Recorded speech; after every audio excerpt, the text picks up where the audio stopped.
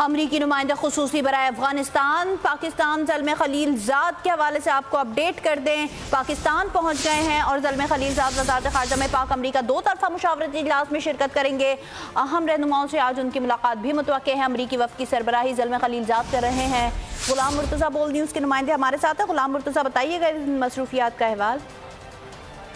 جی بالکل، امریکی نمائندہ خصوصی برائے افغانستان اور پاکستان زلمے خلیل زاد اسلام آباد پہنچ گئے ہیں۔ وہ آج پاک امریکہ دو طرفہ مشاورتی اجلاس میں شرکت کریں گے۔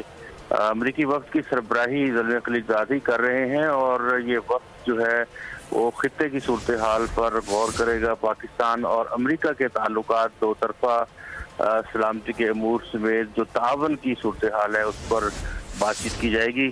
زلمے خلیل زاد وزیر خارجہ شاہ محمود قریشی سے بھی ملاقات کریں گے، جبکہ ان کی دیگر ملاقاتوں میں پاکستان کی اعلیٰ ترین سول اور عسکری قیادت سے ملاقاتیں بھی شامل ہیں۔